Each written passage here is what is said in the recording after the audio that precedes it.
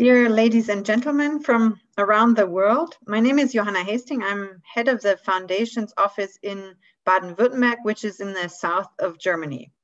Welcome to this online event that is very special in various ways. First of all, today is not any day, obviously. It's the International Women's Day. The International Women's Day is a global day celebrating the social, economic, cultural, and political achievements of women. And the International Women's Day 2021 campaign theme is Choose to Challenge. From challenge comes change. Obviously, individually, we're all responsible for our own thoughts and actions all day and every day. But we can all choose to challenge and call out gender bias, inequalities, and failures in democracy. We can all choose to seek out and celebrate women's achievements. It's against this background that we have put together this online event portraying female action in initiating the democratic transformation of Belarus. Second of all, why is this special?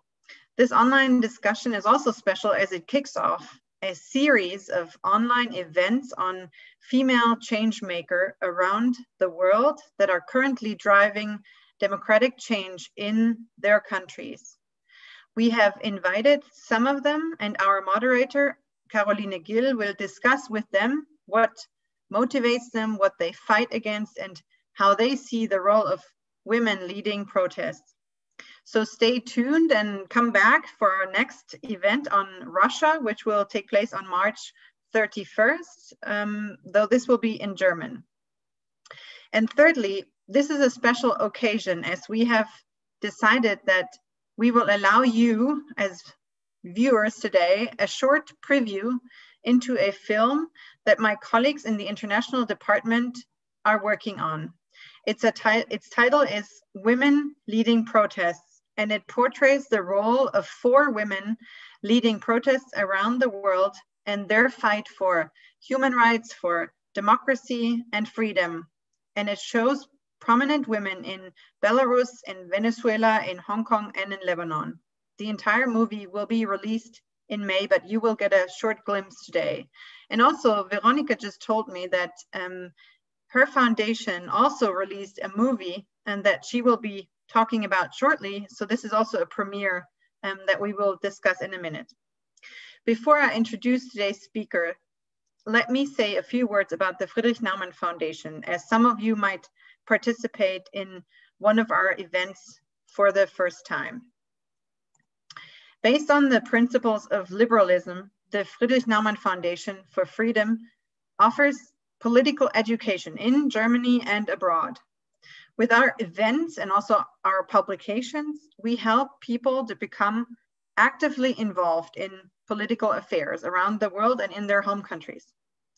We support talented young students with scholarships. Since 2007, the edition For Freedom has become an established part of our foundation's name.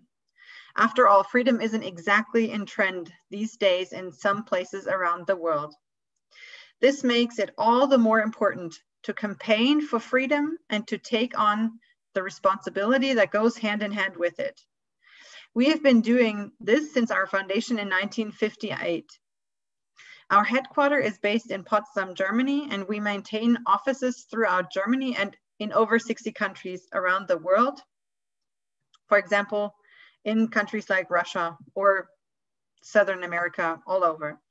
This online event is a true joint venture, so to say, of our colleagues in the international department, in our offices across the world, in the headquarters in Potsdam, and my team in the south of Germany.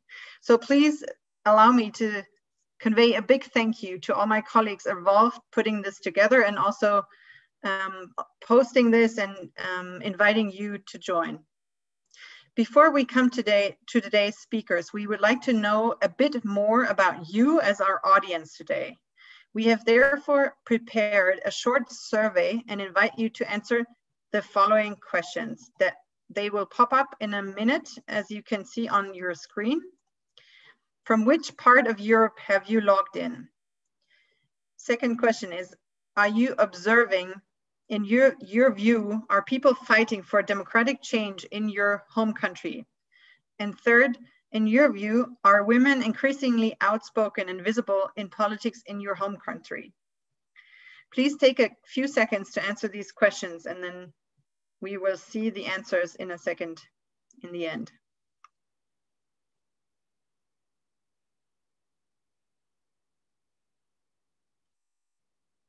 We know that as a few of you have logged in here into our Zoom account and a few others are watching online, but you have the advantage now to answer these questions, whereas the others haven't. But please feel free to answer these questions. I'll give you another 20 seconds and then we'll close the survey.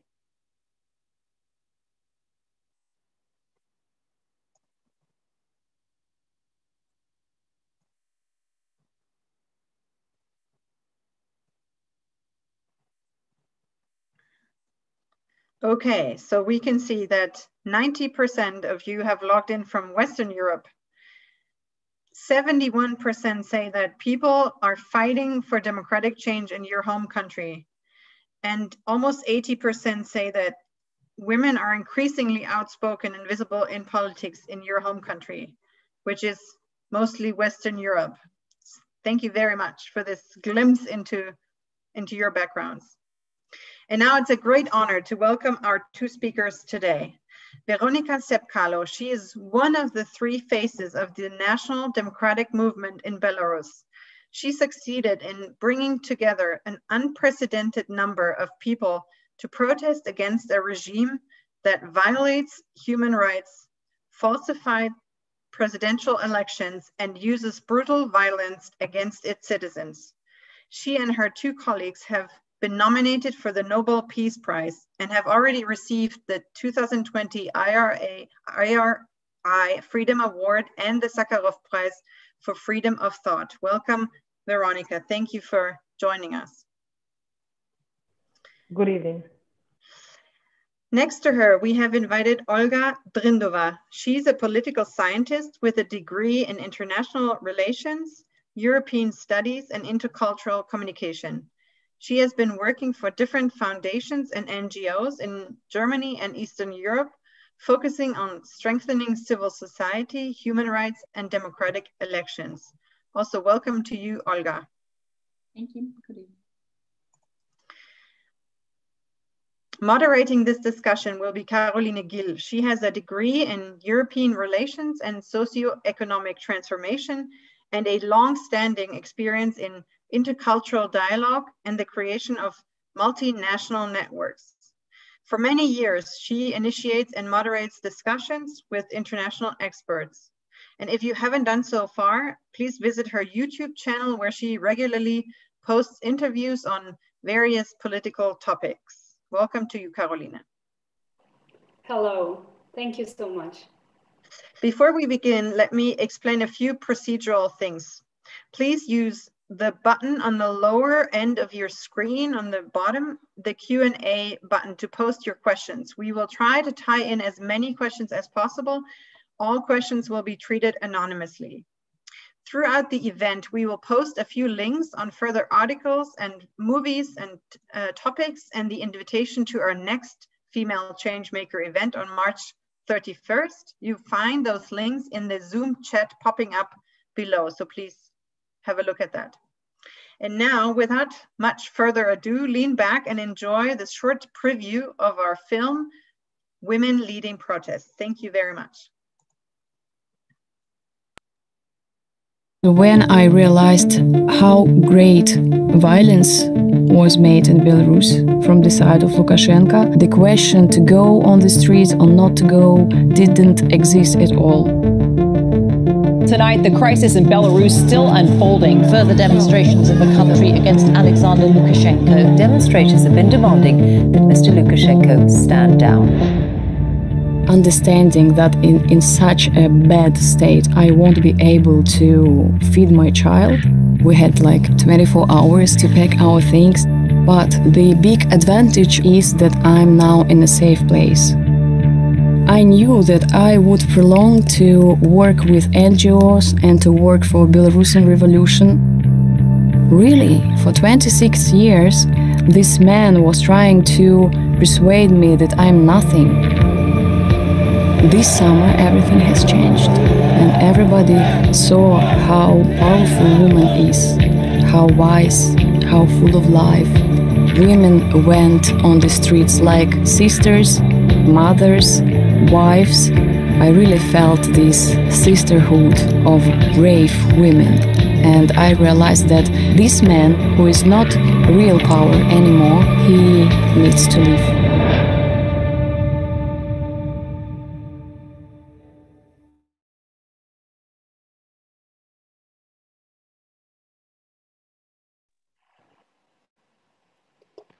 Yeah, good evening, everyone. Good evening around the world. Good evening from Germany. Happy and inspiring Women's Day.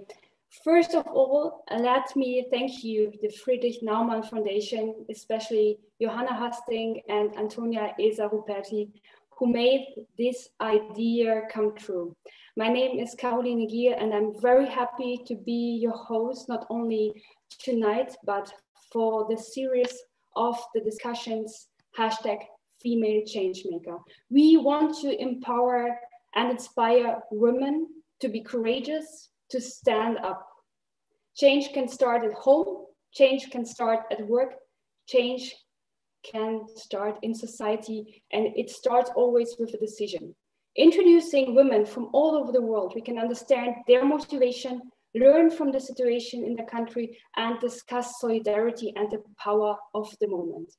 I am very happy to start the series with Belarus and to see Veronika Tsepkalo and Olga Drindova. Now we will start with an introduction by Olga. She's from Berlin, political scientist. She has been already introduced by Johanna Hasting, and she will give us an insight what's happening now in Belarus, what happened since August 2020, and then we will follow with a short film by the foundation of Veronika Tsepkalo, and then we start the discussion. Olga, I'm very happy that you're with us, so please, the floor is yours. Thank you very much, Caroline, for the invitation. I'm, of course, honored to speak today together with Veronika, who's one of the women who literally changed the Belarusian history last year. It's a pleasure for me. I was asked to give a very short overview of what actually happened and happens. Of course, it's very difficult given that we don't have that much time. So I'll just concentrate on a number of things that were extremely important even before the elections last year, so that the audience has the feeling what was actually among the reasons of what happened with Belarusians shortly before the elections, what was driving them. And when we're talking about the short-term triggers, I mean, we also saw the long-term, but we don't have time for that, so I'll only speak about the year 2020. These are the very high level of self-organization of the Belarusian society that we already saw at the very beginning of the pandemic, and the very high, really not typical high level of politicization of the Belarusian society that was actually a lot linked to the information policy of the Belarusian state during the pandemic.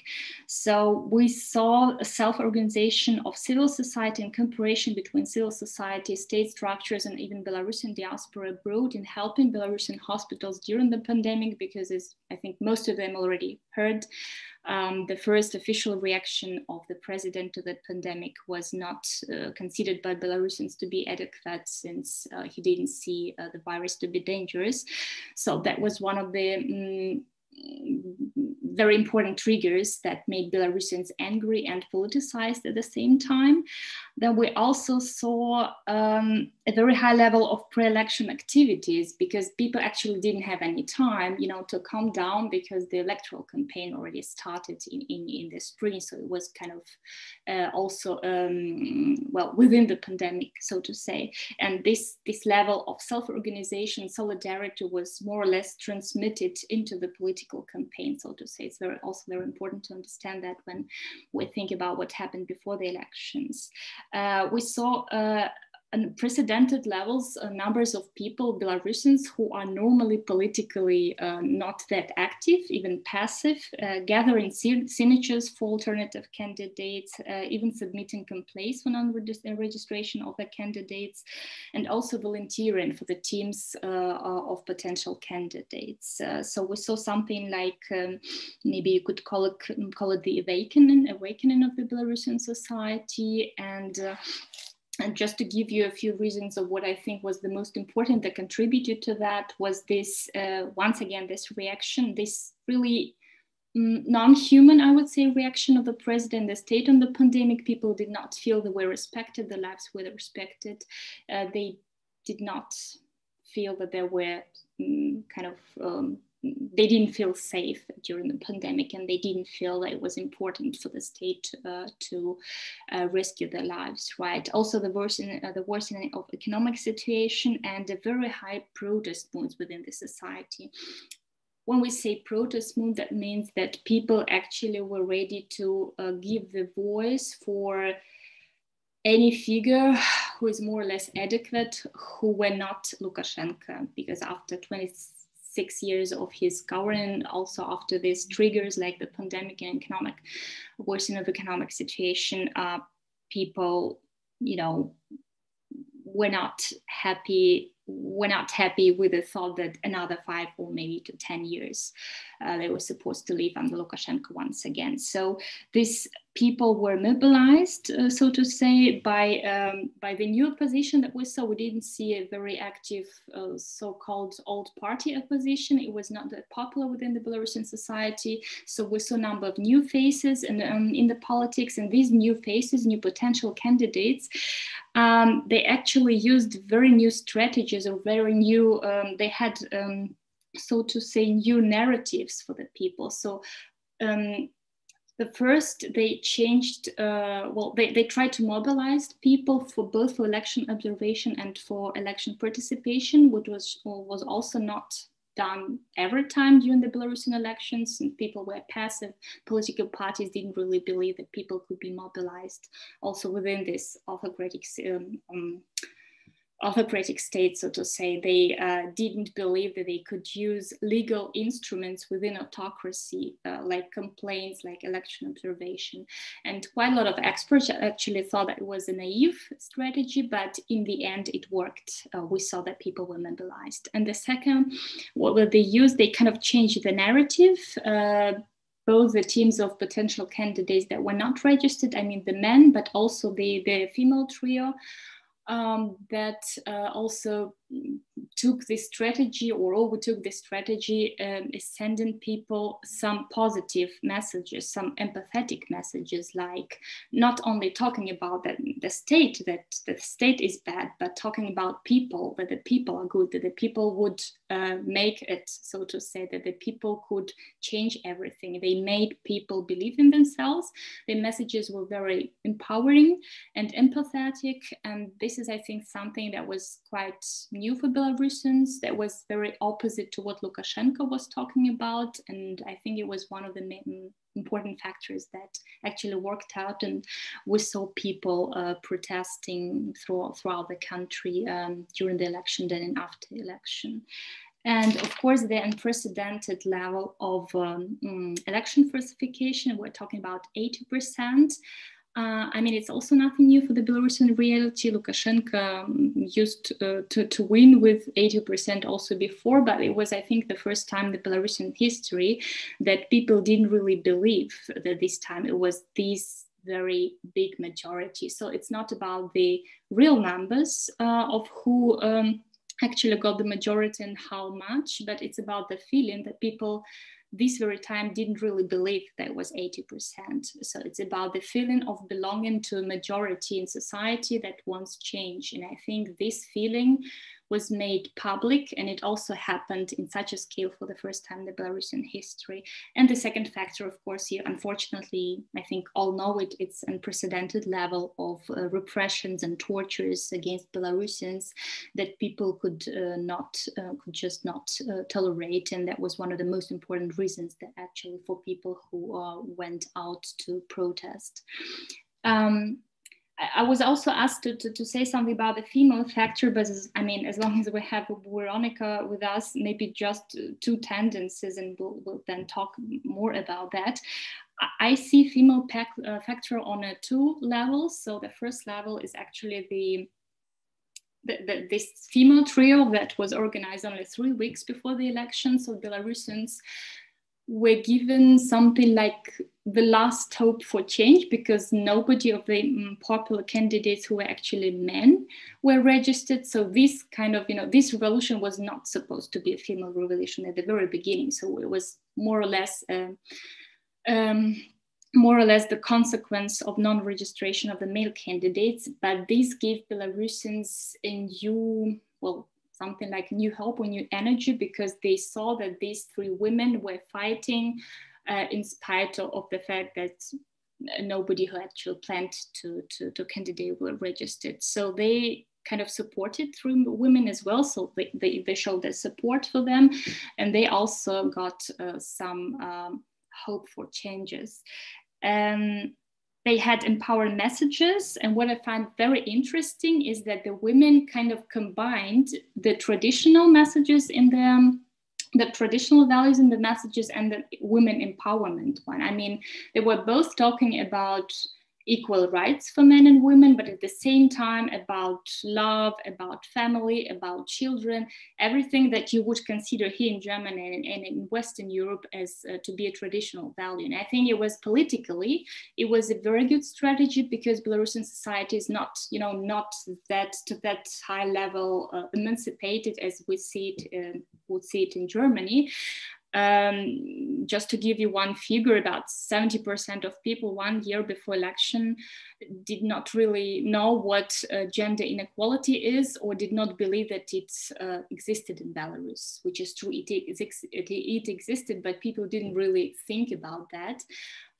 So this very combination of different messages made it possible for them, I think, to reach the maximum broad levels of electorate of society. And the second level is, of course, you already saw it, just seen it during this video, is this white protest, women of white and having flowers, and followed by the women marches in Belarus that last about 5 weeks. They had very important functions. Just to give you some of them, they stressed the non-violence nature of the protest, that made the protest accessible to broader social groups. So everybody that joined the protest after that, like students and doctors and even pensioners and elderly people and so on. This happened afterwards. So the women were, so to say, the first group that showed solidarity within one social group, so to say. They introduced the new creative protest forms. They made the protest highly visible, both in Belarus and outside the country. And they more or less stopped the police violence, at least for a couple of weeks. Unfortunately, we know that police violence continued, but at least for some time. And of course, they gave the new dynamic of female dimension to the protest. So women were not only candidates, so to say, or the leaders who inspired the others, but the women were themselves the organizers of the protest. And it's also something very new for the Belarusian society, that women and groups of women, self-organized groups of women, became very important political subjects. Caroline, give me a sign how much time we still have, because you can talk forever about this topic, but we have to have our discussion structured. Yeah, let's say some more sentences and then we start with the film. Okay, so some more sentences. I think it's also very important to understand that the nature of the protest, of Belarusian protest or revolution, depends on how you call it, it's not a feminine revolution or a feminist revolution. Women are very important group, social group that were and still are in some certain cases and certain topics leading the protest. But actually the sociologists are talking about a very broad people's movement. And by the way, now that position movement, this formulation we see very often here in Germany and also in other Western countries, but it's not about their position like the minority movement. It's actually, a more or less majority movement, people's movement that represent actually all ages and almost all social groups. And it's very important to understand that when we're talking about, I mean, women had very special role in this movement. It's a broad movement with all kinds of social groups. And just to give you other important characteristic, it is decentralized, it is still decentralized. So, I mean, Tichanovskaja is a leader, she's a symbol, but she's not prepared and lead in the process. People self-organize themselves. The protests are still peaceful and non-violent. They're based on the most important values are justice, non-violence, and human dignity, and those protests are non-geopolitical. If you want to have in mind maybe the only thing, the most important thing for me from 2020, from the protests or revolution movement in Belarus is that one thing is Belarusian society is less paternalistic and patriarchal as we actually quite a lot of people and experts used to think of it. And the second is that this feeling of belonging to majority in Belarus, I don't think it will become reversible. And it's for me the most important difference between this protest movement and all the protest movements that we used to have before, after the elections in Belarus. I think what we see now in Belarus is kind of the process of change in the political culture, and it is really something historical. And I will stop here. Olga Drinova, thank you so very much for your introduction, bringing us mentally to Belarus, a country where we can't travel to right now. And I already announced a short film we received by the foundation of Veronika Tsepkalo, Belarus Women Foundation. And today, Women's Day, so probably you think about women receiving flowers in a nice place all over the world, but actually the short trailer is about women and men. This example will show one special woman with a double nationality who are right now, the time when we are talking here in prison. So perhaps Veronika, before we start that trailer and before introducing you again and start a discussion, perhaps you can say some words about why you decided to do this film, to do this campaign with your foundation. And first of all, very welcome. Caroline, thank you very much. Thank you once again for inviting me. Thank you, Olga, very much for such a comprehensive history of Belarus. It's a short history of Belarus. But in any way, what I would like to add before we just look at the short part of this movie. After we had to leave Belarus, I mean, you have to understand that Belarus, Lukashenko, he created a system where not a single opposition candidate can survive in our country. If you are for the 26 years, he built a system where not a political opposition political party can survive in our country, not a single political opponent can survive in Belarus. That's why when we left the country, when we had to leave the country, because my husband, he's facing 2 criminal charges in Belarus. He was one of the 3 strongest candidates who ran for the president, this presidential campaign, the last year presidential campaign in Belarus. I established Belarus Women Foundation because I was one of the girls from the trio, accompanied by Svetlana, Tichanovskaja, Kolesnikova, who is in the prison right now. And we decided, within this Belarus Women's Foundation, we started together the stories of the women who went through the repressions, who went through the prisons in Belarus.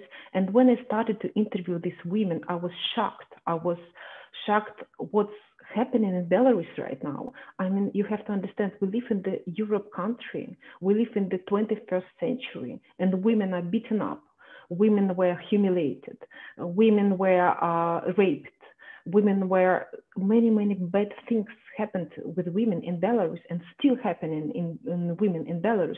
That's why we decided, because we have within this Belarus Women's Foundation, we have very strong team of the female leaders, female ladies who live across the world. Some ladies live in Austria, in Germany, in Sweden, in Great Britain, in other countries. And this is not only Belarus citizens, this is also the citizens of these countries, but who care about Belarus, who care about our people, who care about the future of our country.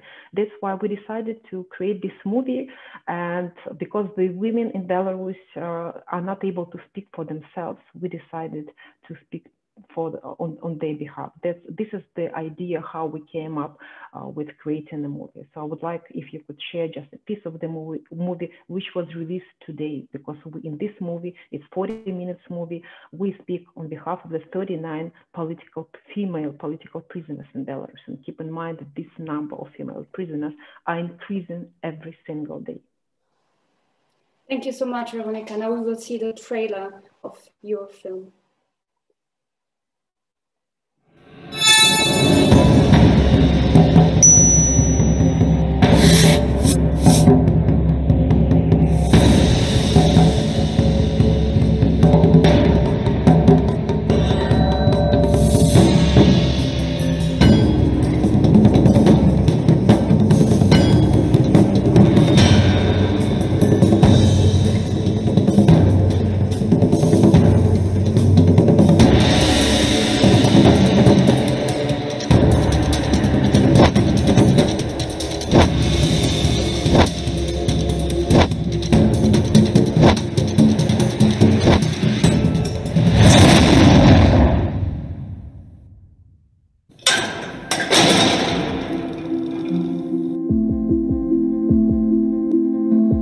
I'm Natalia Hershe. I'm a citizen of Belarus and Switzerland. For the last 12 years, I have been permanently residing in Switzerland with my minor daughter. Once a year, I visit my home country, Belarus.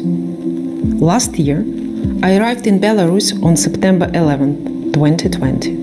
On September 19, I joined the Women's March near the Komarovsky Market in Minsk. This is the only time when I have participated in any march. The same day, I was detained. I had a return ticket to Switzerland for 21st of September 2020. I was arrested for pulling a balaclava from the face of an OMON officer. I was taken to the court and was sentenced to 2 years and 6 months in a prison, only for resisting a police officer.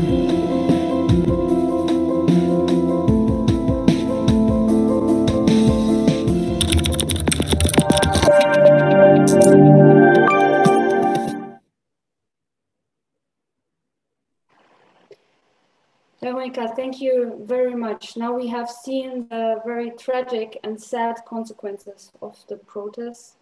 But for many of us observing Belarus and what started in August 2020 started with an image, with videos showing you, your colleagues, Svetlana Tichanovskaja and Maria Kolesnikova, and you showed an alternative. What was for you personally the impetus to stand up for democratic Belarus? And if you now think about the last year, how do you look back what happened? Thank you very much for this question, Caroline. You know, as Olga pointed out, that 2020 was a historic year for Belarus. You know, during this presidential campaign, we had 3 strong opposition leaders, 3 strong opposition candidates who registered to run for the presidency. It's Sergei Tichanovsky, Viktor Babaryka, and my husband, Veronika Tsepkalo. I was in this campaign from the very beginning, from the first day of the campaign, and I witnessed everything with my own eyes. So what Lukashenko did? Lukashenko, he got rid of these 3 strong candidates. 2 of the candidates, Sergei Tichanovsky and Viktor Babaryka, they were put in a prison. The 3rd candidate, my husband, Veronika Tsepkalo, he had to leave the country almost in the middle of the campaign because he faced the criminal charges, and we realized that he is going to end up in the prison as well. So, well, actually, we had no choice, but we decided to stand up for our men. Svetlana Tichanovskaja, she's a wife of Sergei Tichanovsky. Maria Kolesnikova, she is the representative of Viktor Babaryka headquarters, and myself, we three of us, we stayed together and we decided to run, or we decided to continue the campaign instead of our men. And one more thing, which I think really made a huge impact on Belarus society, that Belarus opposition, the first time in Belarus history, the Belarus opposition appeared to be united in front of dictatorial regime. No matter on our views, no matter on our political, perception, etc., we stayed together. We decided to fight with the dictatorship, and we decided not to give up our fight. So for me, I think we set as women, three women, we set an example. No matter what happens with the candidates, no matter what happens with the leaders, we need to continue our fight. We need to move forward, because we saw that the Belarus people are ready for changes, and we could not give up their hope.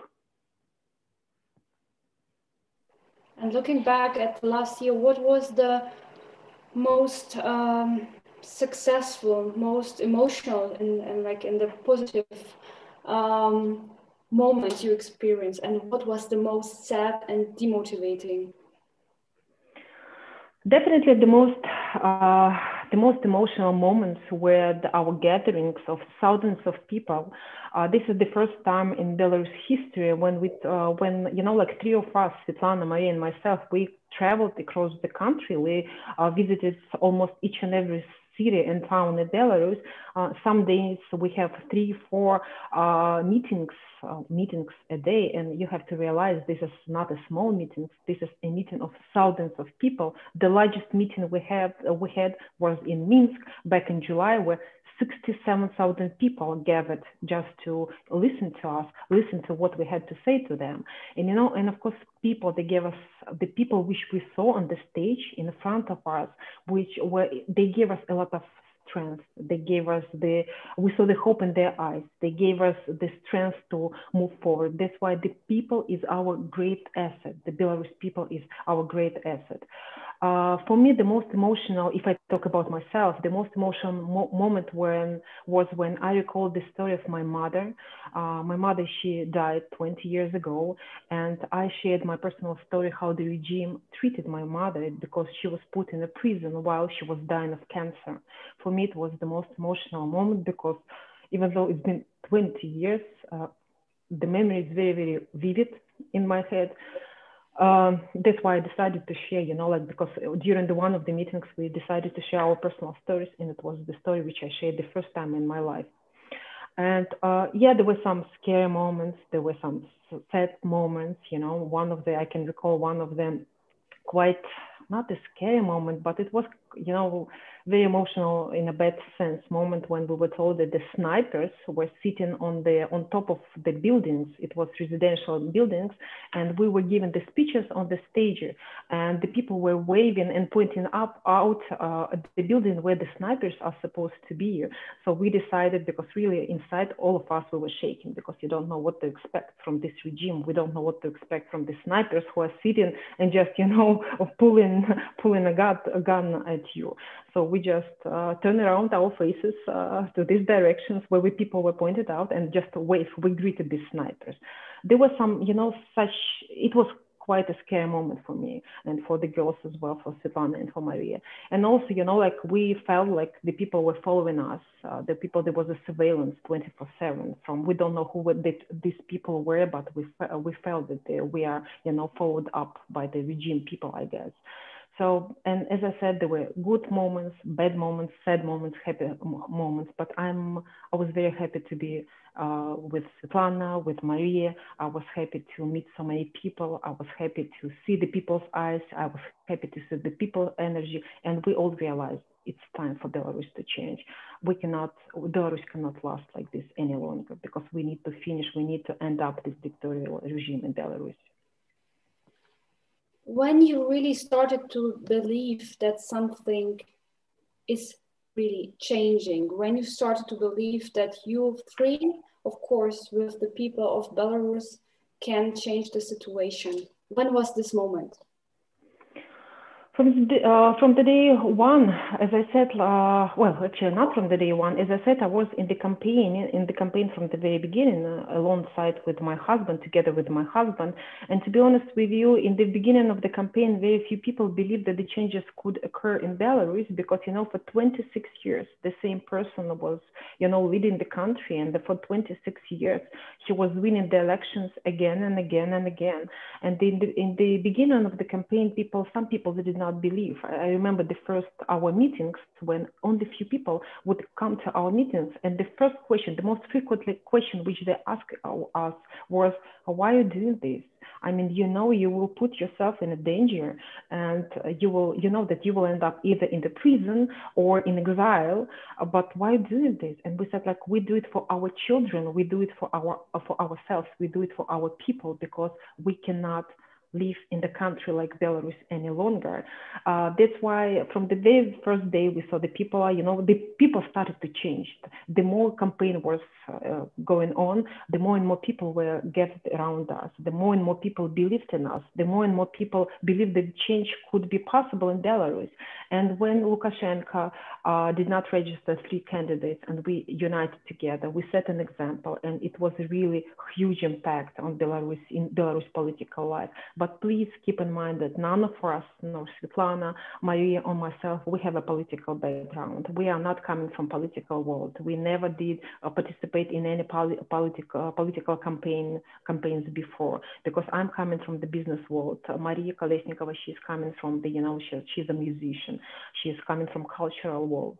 Svetlana, she was taking care of her family.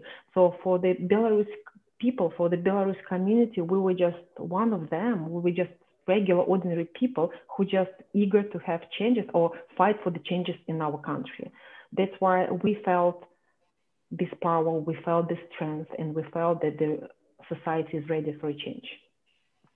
Maria Kolesnikova, she has a very tight and connection to Stuttgart, because we are based in Stuttgart. The Naumann Foundation's office of Baden-Württemberg is based in Stuttgart. So we're thinking about her also today, while she's in prison, but there were also many supporting actions here in the city and all over Germany, not only supporting her, but especially her, because there's the link. But you mentioned Lukashenko. He is in power for more than 25 years. And there were other presidential elections taking place before, also with women candidates starting. Why, in your opinion, youth free? So why women had to take the stage to somehow lead and mobilize protest, mobilize Belarusian civil society? Why now? As I said, because this is the first time in Belarus history when the opposition candidates, they got together, they got united. Before, in the previous elections, the opposition candidates, they were quite separate, or quite, you know, they were quite separated from each other. And it was the first time in the Belarus history when we united. This is number one. And number two, Lukashenko, he underestimated women, females' role. Because for 26 years, believe it or not, in the European country, the president called us different mean names. Even during the campaign, he called the women, he called us pigs, he called the women, the peaceful protests, who went out on the streets, he called them prostitutes. He called us rats. He called us sheep. He underestimated women. He said that the constitution was not meant for the women, that our place was in the kitchen, and our place our role is just to take care of the family. That's why, as I said, like, we set an example. And by the way, this is one of the good signs for Belarus, because usually in the country you have just one opposition leader, okay, and he leads the movement, he leads the protests. In our country, we just demonstrated, no matter what happens with the opposition leader or any leader, we need to continue our fight, we need to continue our activity, and we need to move forward in order to achieve, in order to, you know, get the victory, because we want to come back to our country. We don't want to live to anywhere in the world. Like, I want to raise my children in Belarus, and I don't see myself or my family living abroad, living in another country. That's why we want our country to be prosperous and to be rich.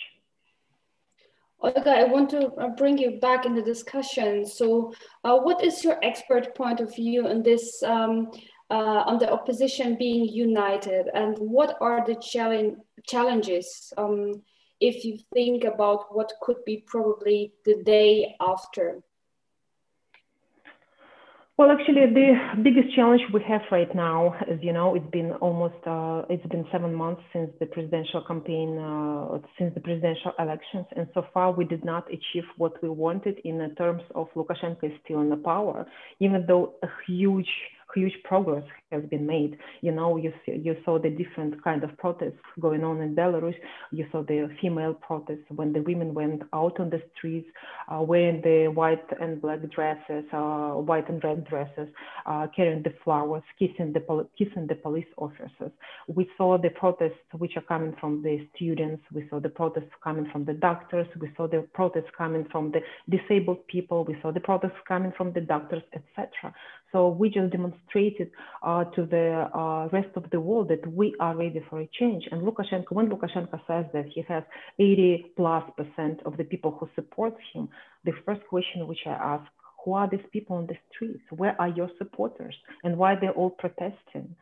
That's why there are a lot of things we need to achieve, but the biggest challenge for us right now just to get rid of Lukashenko, because you see what's happening. Even though he lost the election, and everybody knows that he lost that election, we believe that Lukashenko inside of the country, he has not more than 3% of the people who support him. We see the international community, they isolated him because most of the countries did not realize or recognize him as a president-elect. He's still in the power because he built this, huge fence around his 19 residences.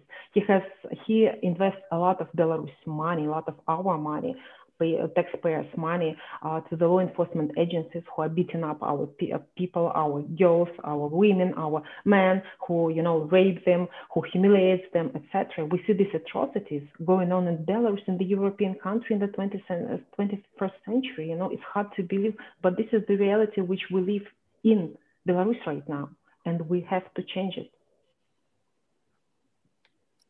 Olga, you probably want also comments on that topic. Well, about the strategies, I mean, this is the question. If I knew the answer, I mean, I think I would have contacted maybe the teams of all the pro-democratic forces in Belarus. I mean, nobody has the answer, of course. As long as you mentioned the united opposition or the new opposition, as I also used this phrase today. I mean, you have to make the difference, of course, between the people who have over 20 years of experience in this political area, of political experience, of building up parties, of working on the strategies, of cooperating with international partners and taking part in the so-called external democracy promotion actions from the West. And new people, well, this new opposition that we saw last year in Belarus, those are people who partly had experience, political experience, but not the political party experience, not the opposition experience. It is something you call new creative opposition. It did have this pros because the authorities did not really understand what to expect from this kind of new people who didn't have this political experience. And we saw that they managed to find within a very short period of time quite a lot of interesting creative solutions to the traditional autocratic problems, like, for example, this online platform Voice that gave the Belarusians opportunity to make something like an alternative voice count, which also never happened before in Belarus. And some other examples we don't have time for today. So it had its advantage as well. The advantage was also that this kind of a position, I mean, we're talking about the female trio, they really did not try to control the protest movement. So people started to self-organize themselves over the social media, over the private contacts.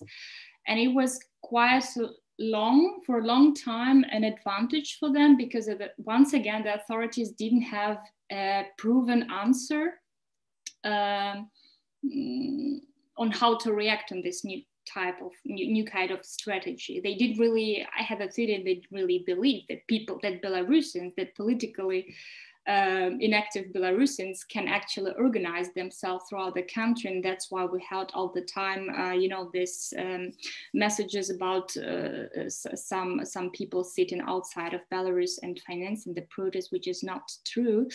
But at the same time, of course, it also has its disadvantages. Like at some point of time, you have to have somebody, some figure, who will articulate it, who will take this energy of protest from the streets and make the political advantage of that, like negotiation with the authorities. And this is the problem which still exists in Belarus, because everybody who tried to do that, they are either in prison or were made to leave the country. So I think it's not really that much you can do in this position when the pro-democratic forces who do have some experience are now in political exile. But at the same time, they still have the levels. I think there are two important factors here. The first one, they're already doing that, is keeping Belarus very high on the agenda, on the international agenda. And also building up some contacts, some political international contacts for the future, for the time after Lukashenko, for the time after regime change. The second factor, which I still consider to be important, is to work with the people within the system, within the regimes, within the Lukashenko system, people within the ministries and security structures and so on. And they also trying to do that. We don't know how many people there are within the system who are not happy with the regime, who kind of passively support people who protest, but do not show it due to personal reasons. So I think it's a very important level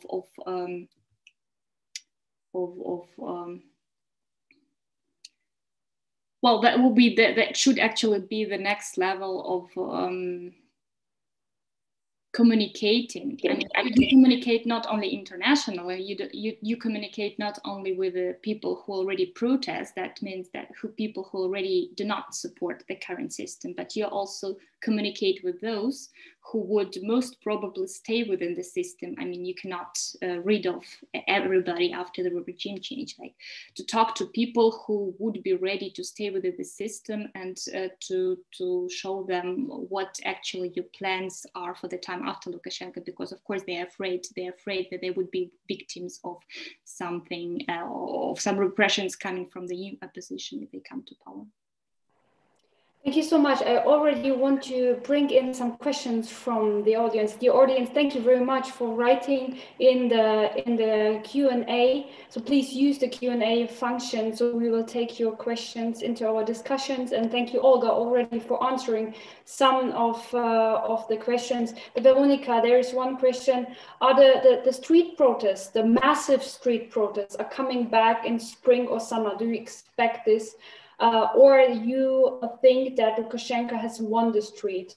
When we will see another regime crisis and what it will be? So this was one of the questions from the audience. And I want to combine it, where the people still protesting, they got their motivation from, because they have to work, they have to feed their families, they have to somehow continue life.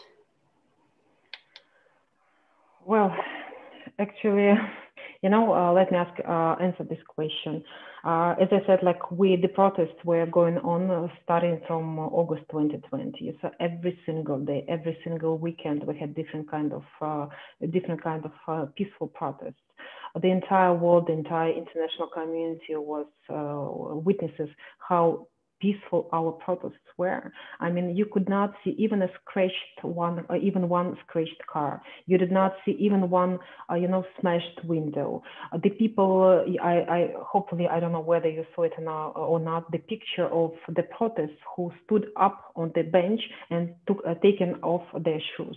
And the people were cleaning the streets after the protest. So Belarus demonstrated how peaceful we were. Belarus people demonstrated how innovative we were, how creative we were, because of the different marches, because of the different initiatives where the people were running.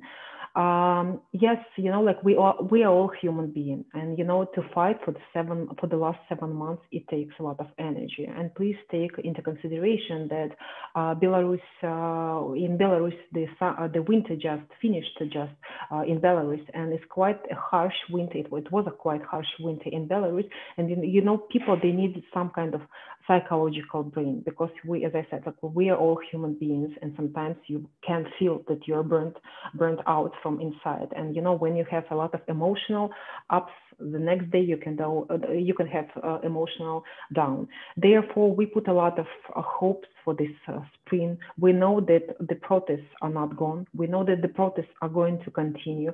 They still continue, because even every single week we can see the protests around the Belarus, in different places in Belarus, even though they're not massive, like thousands, hundreds of people, but still there are protests which are going on.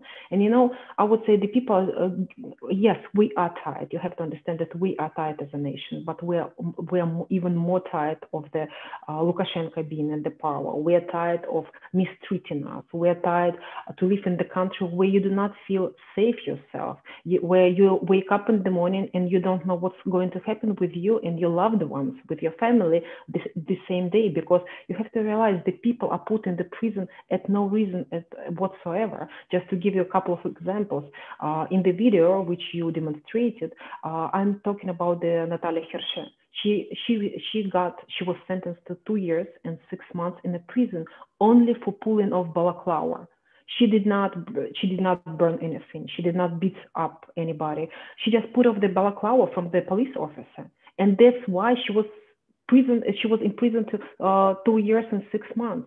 The same story happened to journalist Ekaterina from one of the online portals. She just did her job. She did her job very well, and she published the story about Roman Bondarenko, the person who was killed, innocent person who was killed only because he went out from his apartment to find out what was happening in his, downstairs, and he was killed. And still not the criminal case was initiated very recently, but the people who killed him are still free. But at the same time, we see the stories of the journalists, we see the story of the doctor who, evidenced that the Roman Bondarenko, the victim, he was not drunk, he didn't have any alcohol in his blood. He was sentenced. The people, the women, men, they get the real terms in the prison, and the real crimes, the real people who committed the crime, they're free. And that's why the people, this is when we looked at everything what's happening in Belarus, this gives us a lot of power. It gives us a lot of energy to continue our fight, because we, as I said, like we want to live in a safe country. We want to raise our children in the country. We can see the future, and nowadays we do not see the future in Belarus. You stressed the peaceful protests. So do you still believe in this strategy, or what are the role models from around the world for you and for the whole movement, perhaps from history or nowadays? So are there any role models for the protests? Caroline, as I said, like we three of us, if we talk about our female trio, we're not coming from the politics. That's why we did not look at any yes, definitely I did study the example, like international examples, like in Argentina, in other countries around the world. But in Belarus, as I said, like we just want to make change in our country. We just want to make impact in our country, because we want to live in the country where our kids don't want, that our kids will want to live in the country. Not because nowadays what's happening in Belarus, most of Belarus people who are very capable, who has good education or received good education, they tend to leave the Belarus. They tend to go to another country, so Western countries of Europe, to the United States, to Canada, etc. They're seeking a better life, and we want to change this, because we want our people to stay in Belarus. We want other nationalities to come to Belarus. We want other nationalities, we want to make Belarus attractive for other nationalities. And what is happening now, it's not what we want, and not the country which we would like to live to. So we basically only look at our example at Belarus. We see what's happening in Belarus, and we just fight for the changes, for the peaceful democratic changes. And we believe only in the peaceful protest, because you have to realize Lukashenko, he pays a lot of money to the law enforcement agencies. They are armed, they have machine guns, they have machines, etc. And these peaceful protests, they have absolutely no guns. They have no, they're peaceful, 100% peaceful. That's why we insist that we need to continue on the peaceful protest, because knowing Lukashenko, he will immediately is going to give the order to shoot this peaceful protest. And we don't want to lose even a single civilian. There's another question from the audience. How is the support in your eyes from the abroad, especially expatriate structures, which you have built up? Well, actually, the support which we received was unprecedented. If we talk about Belarus diaspora, Belarus people who are living abroad outside of Belarus, I personally lived 5 years in the United States, and back then I remember nobody first of all knew about Belarus in the world. In the United States, in Europe, very few countries know where Belarus is, and many people associated us either with Ukraine or with Russia. Many people, the most frequently asked question was like, where the country is, where the Belarus is. And what happened this year, we saw this solidarity, the huge solidarity, especially which is coming from the Belarus people, Belarus citizens who left the country a long time ago. And you saw each and every weekend, we saw the marches from around the world, the support marches around the world, from Vienna, from from Austria, from Germany, from Great Britain, from the United States, from Australia, from New Zealand, from around the world. So it was like something so emotional for Belarus people inside of the country, because we felt like we are not left alone. We are not alone. We have full support from Belarus people who are living abroad, who are living overseas. And it's also one of the things which give us the power to move forward and to continue our fight. So there's Olga who wants to comment on the support from abroad.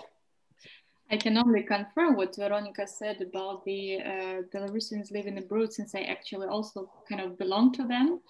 So I've never seen that much activity. If we're talking about Germany, I've been living in Germany for about 10 years.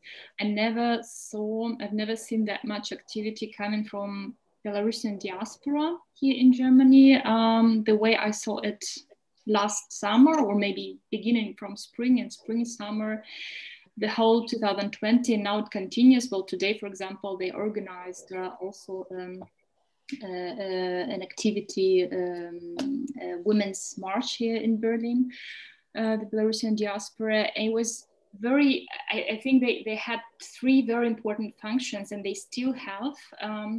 The first one is spreading information about what was happening in Belarus, especially the very first days after elections, when Belarus didn't have internet connection.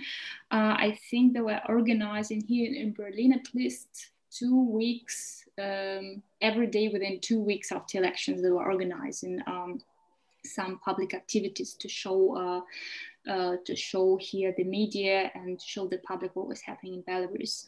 The second very important faction is advocacy activities. They are constantly in contact with politicians, with other civil society organizations here in Germany who are working with Eastern Europe. And this is once again the same tendencies that we see in Belarus. Those are mostly people who were not politically active at all before, and now they kind of learned quite fast within one summer how to organize advocacy actions here on the political level. It's very impressive for me. And the third one is financial help. It started actually during the pandemic already to help the victims of the pandemic in the hospitals, and it's still now very active. So there is a number of solidarity foundations abroad who are financed by private donations from Belarusians coming from abroad. So Belarusian diaspora is also a very important political actor in this situation in Belarus. Thank you, Olga, because so there was also another question. In fact, there were many questions about how could we, Germany, and how can the EU support you, Veronika, your foundation, and Belarus. So perhaps you also can answer this, how Germany and how the EU can support. Well, actually, as Olga pointed out, thank you very much for the support you already provided to Belarus. And number one is that you did not acknowledge or recognize Lukashenko as a president-elect. For us, it was a very, very good sign of solidarity from your side. And of course, we would really appreciate if you could help us with a female movement in Belarus, because, like, based on my experience, unfortunately, I even applied to several organizations, to several foundations, because we were trying to shoot a movie based on what happened with Belarus women, and we were rejected. So we would appreciate any kind of help which will allow us and help us to document what's happening in Belarus, because, as I said, like, within Belarus Women's Foundation, we started to collect these stories, and I interview these women, these girls by myself. I interview on the conditions they were kept in the prisons. I ask them the questions: what happened to them when they were arrested or detained, how they were treated, etc. So we want to document these events in Belarus, even though this is the black chapter in Belarus history. But we cannot forget. We don't want to allow the time flies and the people will forget what happened against Belarus. Belarus in regards of the violation of the human rights. So I kindly ask you to help our movement, to help the women of Belarus, because our main objective just to make sure that the international community knows what's happening in Belarus prisons, international community knows what's happened with political prisoners, the conditions they're held in. For example, if we talk about Belarus, women, the girls are kept in anti-sanitary conditions. Some of the girls, they witnesses that in the cell where 4 people the cell which can fit only 4 people, 38 people were put in this cell. The women were not able to have the shower.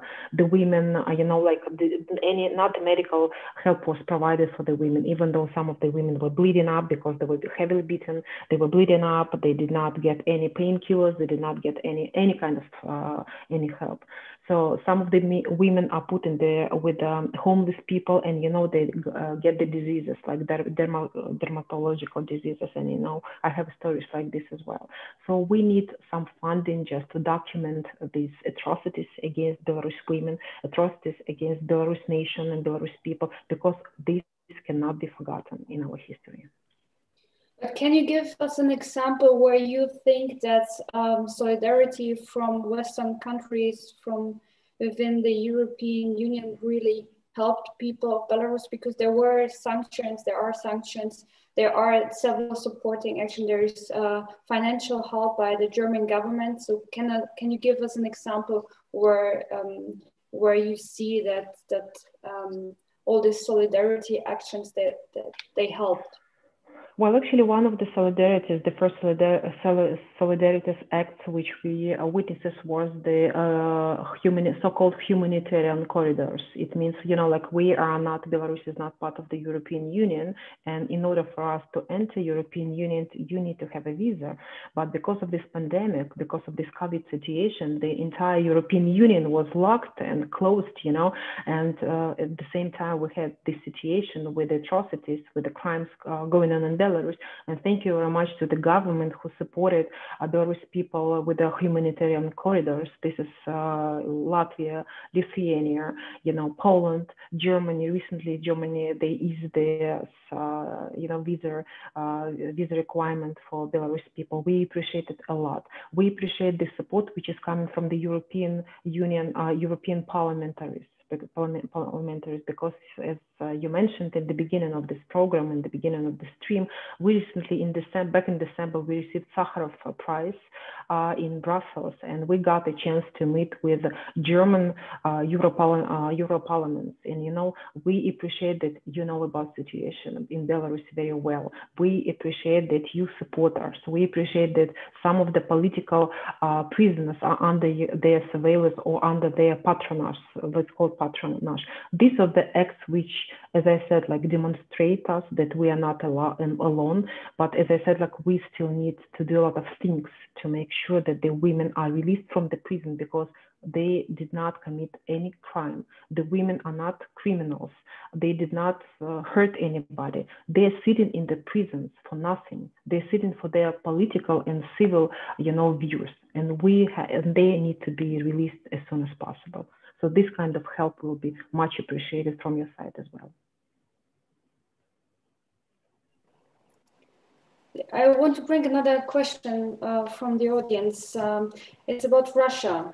What is the Russia game in your opinion? What is their seeing of Lukashenko's future, and what kind of the takeover of the country they are ready for? So this was one of the questions from the Q&A.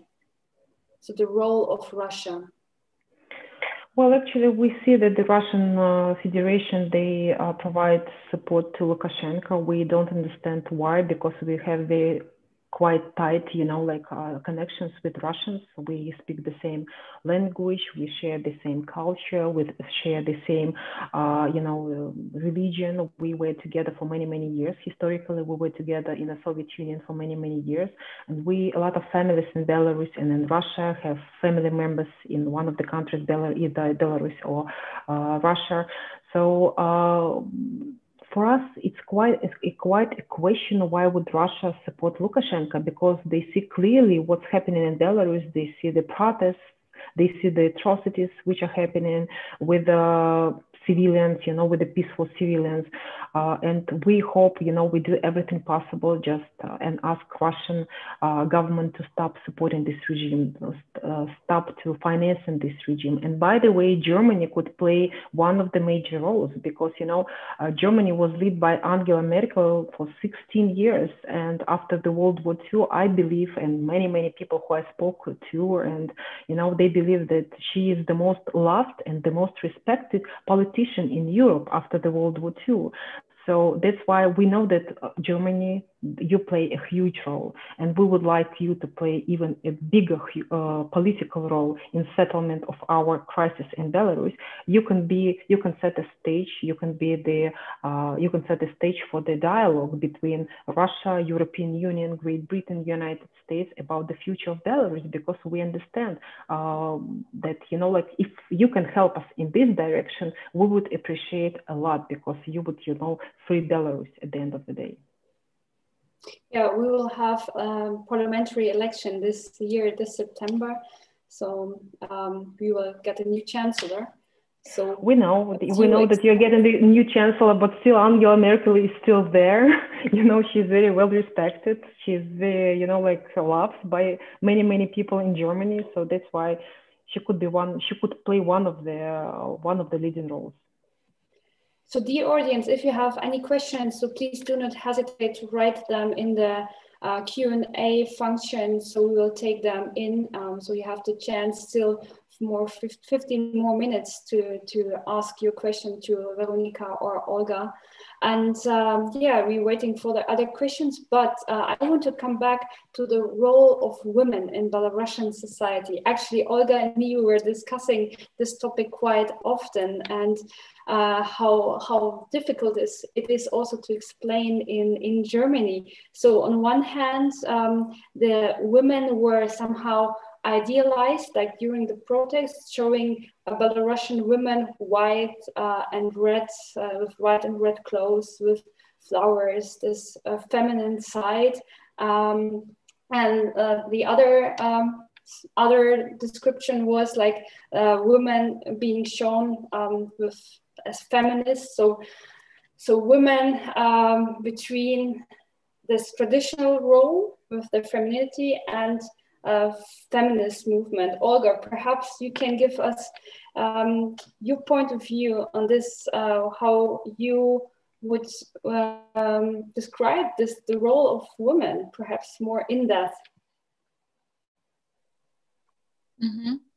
Well, I think that this combination of messages you're talking about, or maybe both of messages and the pictures that we saw, it's actually just the reflection of the reality in the Belarusian societies. Already mentioned, I mean, quite a lot, of course, quite a high percentage of Belarusian society still has, what do I mean by still? I mean, just has family values, sees family values as very high values in the personal lives. There are also some surveys about that, like the survey from EPA from 2019, where I think about over 80% of both women and men said that it's one of the important for them. Being a mother or a father is one of the most important things in lives. At the same time, we saw that in the last 5 to maybe 7 years, there were some changes in the mentality, in the political culture, and that women were actually, once again, according to these surveys, were getting a bit more emancipated than men in Belarus. But once again, these questions were not that high on the agenda. So there were some specific NGOs, civil society groups, informal groups worked with these topics, with the topics of gender, with the topics of home violence, but it was not that high on the agenda. What happened now, I think, is that for quite a large part of Belarusian women, there was a very important topic, but they did not have any platform or any opportunity, any public opportunity to talk about it or to express, to talk about the problems, to express themselves. And what happened is a kind of this explosion that we saw both within the female trio and also within the women marches and within the female white protests, which then were transmitted in the women marches, is that, I mean, I think it's not that not incompatible anymore in Belarus to be both feminine, attractive, but at the same time to strive or to kind of kämpfen, how do you say it in English? To fight for political rights, because I think it's it's a very important change now that we see, because before this revolution, it was more or less incompatible, and also the whole official discourses coming from Lukashenko and also from other officials in Belarus were actually seeing women as, you know, as a wife, as a cook, as a, I don't know, a housewife. It is. It has become compatible. It has become, I think it's one of the things that people do not understand here, also here in Germany or in Eastern Europe, right? How can you look attractive and stress your attractivity, but at the same time fight for equality and say that the Belarusian constitution is written for women as well, like Veronika said. And it was one of my favorite moments, by the way, the moment that I heard these words. It was also said on such a high political level for the first time in Belarus. So I think there are quite a lot of interesting processes of change in mentality within the society. But at the same time, I think those processes started long before the revolution. It was just the moment that women got the feeling that they can express the things and the problems that they were actually considering important for many years. It was maybe a coincidence, a historical coincidence, that women started to lead the revolution, but the protest that we saw after the elections shows us that actually this topic is not, it should be considered as an important topic. The only problem that I see here is that, I mean, it's really, well, it depends on what happens next after the regime change, because I mean, to keep this topic, this gender topic high on the agenda, you have to have political will for that, right? I mean, I would be really very disappointed if we have regime change with only male most popular candidates once again, and because I think society is already ready, more or less ready Belarusian society. I mean, for a female leadership, it doesn't have to be a president, but anyway, for any kind of female leaderships. And I think it's important for those who come to power after the regime change to keep in mind that the gender topic has to be put high on the agenda. Veronika, you have been born and raised in Soviet Union. Did you think that throughout the last year and this year, because of the protests, because everything what we observed in Belarus, the role of women had changed? Well, actually, yes, I did. I was born and raised in the Soviet Union, and you know, during the Soviet Union, we did not have this kind of attitude towards women as we have during Lukashenko regime. As I said, like, he suppressed women for many, many years. He did not believe in women's power. He did not believe, knowing Lukashenko, I can tell you for sure, if he believed that Svetlana or female trio can lead the people, he would not register her. He would not be her on the list of the presidential candidates. So I can tell you one thing: in the Soviet Union, the women were treated much better than in modern Belarus, and in the way Lukashenko treats us. And I think once Lukashenko changes, and it's going to happen very soon, everybody believes it's going to happen very soon, because you cannot rule the country where you have only 3% of the population who supports you. You cannot lead the country where you're isolated from that international community. So the regime will fall. It's a matter of time. We do everything possible just to make this happen as soon as possible. But he built the regime where women treated much worse than in the Soviet Union. But in the Soviet Union, women were also emancipated. I mean, they were also working. So just I wanted to add this, but let me bring another question in, because we received now at the very end a question. So I need to use the time. And so one of the last question was that, interestingly, many symbols and slogans of the Belarusian protests have been adopted recently in Russia in connection with the Navalny protests. How do you see it? Are the Belarusian protests maybe a model for other protests in post-Soviet countries? And I know there are many differences to protests in Russia, but do you see also similarities? Well, actually, it's hard to say for me, because I focus on Belarus. Yes, I do read the news. I see what's happening in Russian Federation. I see what's happening in other CIS countries like in Armenia, in other countries, in Azerbaijan, in Ukraine, etc. But I'm more focused on Belarus, and I know from my experience what's happening in Belarus, not only from the mass media, but also know because I was raised in Belarus and I was on the ground in Belarus.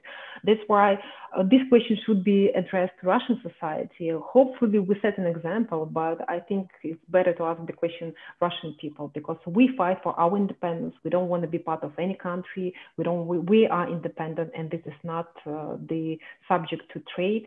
But hopefully we set an example. But this question, as I said, should be asked by Russian people. And another question: what do you think about team up with other equally exceptional women around the world who are in similar situation like you? Some countries were mentioned in the video coming up. There is another similar example in Cambodia, where women protest or try to protest every Friday. It's a great idea. I would love to team up with the women around the world. And, you know, I would like to team up with the women from Germany, because you've been living in a democratic country for the last, 60 years, 70 years.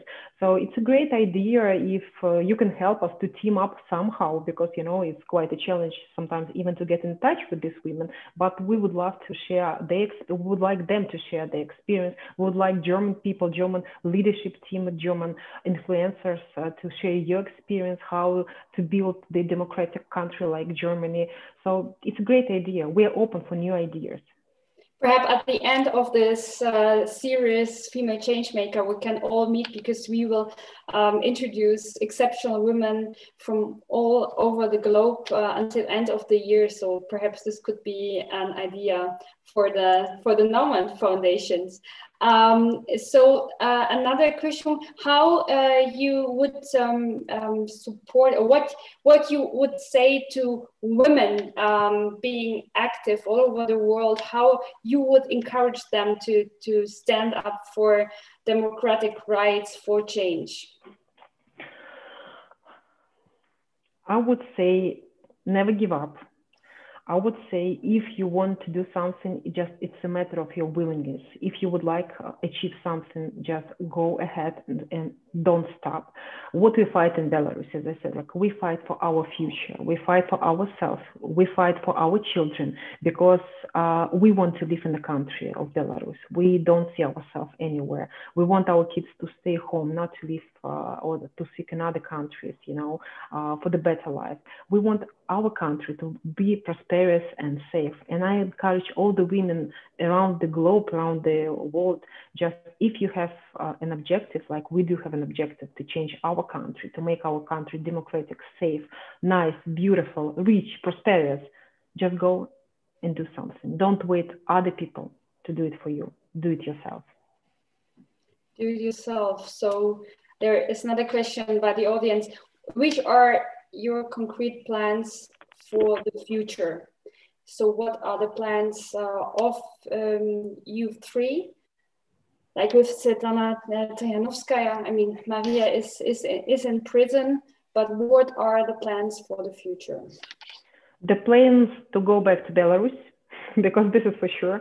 Well, to be serious, like our plan within our Belarusian Women's Foundation to make sure that the political prisoners, especially women, I fight for Maria personally because Maria Kolesnikova is my friend.